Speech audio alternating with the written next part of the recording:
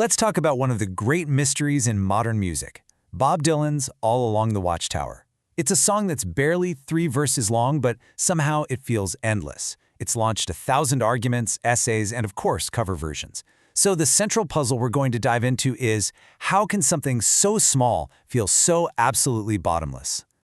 Right from the jump, the song doesn't even knock. It just throws you, the listener, straight into the middle of a crisis. This isn't the beginning of a story. We've just walked in on a conversation that's already happening, and it sounds urgent. We don't know who's talking, we have no idea where here is or what they need to escape from, but you can just feel it. It's serious.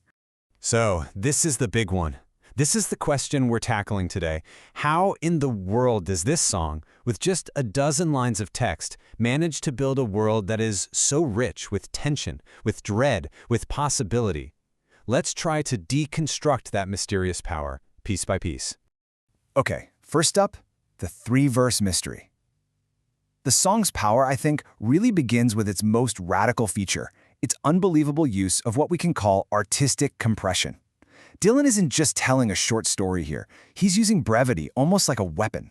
And this is the key concept, compression.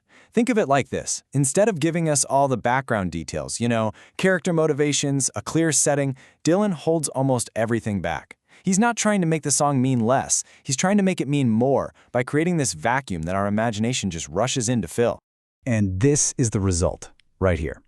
The song doesn't operate on information. It operates on pressure.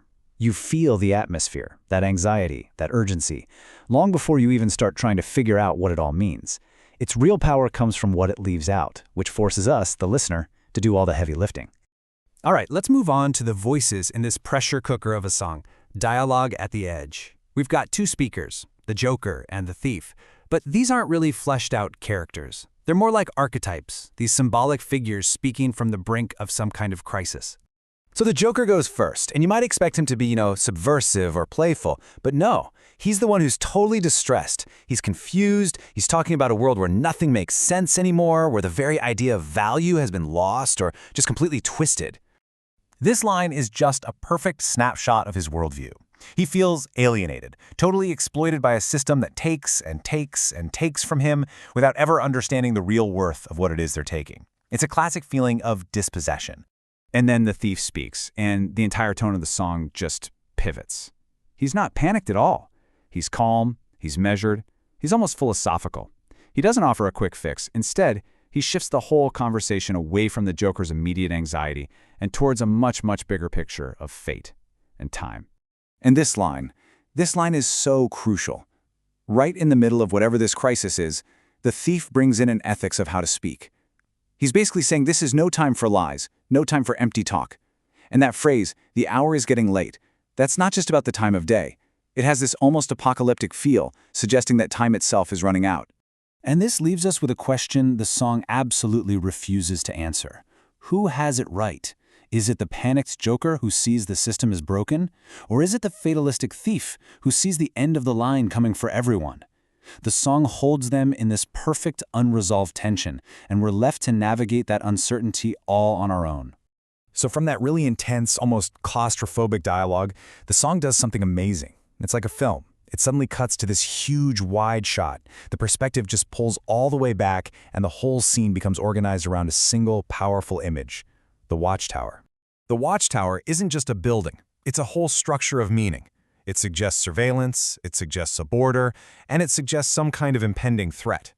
This is the pivot point that connects the inner, personal crisis of the Joker and the Thief to a much larger, external event that feels like it's just about to unfold. And that symbol is just incredibly rich. You can read it politically, right, with its hierarchies of princes and servants. You can read it biblically, as this kind of prophetic warning of judgment, echoing the book of Isaiah. Or you can read it existentially, as this metaphor for being trapped and just waiting. The song never chooses one, it holds all of them as this field of possibilities. Of course, the story of Watchtower doesn't end with Dylan's recording, not even close. The song has had this incredible afterlife, and its meaning was profoundly transformed when other artists took it on, most famously, of course, the one and only Jimi Hendrix. I mean, just look at this comparison. Dylan's original is so severe and restrained. The tension is all simmering right under the surface. You feel the storm coming. Hendrix takes that implied tension and makes it totally external. He turns that approaching storm into a literal sonic hurricane of electric guitar. But here's the thing. Hendrix didn't just cover the song, he amplified one of its possible interpretations. And the fact that the song's core structure is so strong that it can handle such a radical reimagining without breaking, well, that just shows you how elastic and powerful Dylan's original design really is. So let's bring this all together. Let's circle back to our initial question. How does the song do it? How does it create so much meaning from so little? Well, the answer really lies in its complete embrace of ambiguity.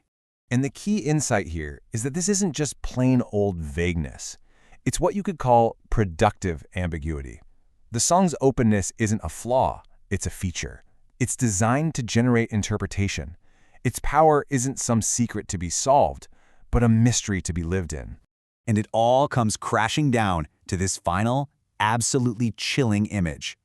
We get the approach, we get the building tension, the howling wind, but we never, ever get the arrival. The song ends right at the climax, leaving the listener holding all of that unresolved tension. And that's really the final thought I want to leave you with. By refusing to give us a resolution, the song becomes timeless. It forces us to keep asking questions. And it seems that sometimes the stories that really endure, the ones that stick with us forever, are the ones that never truly end.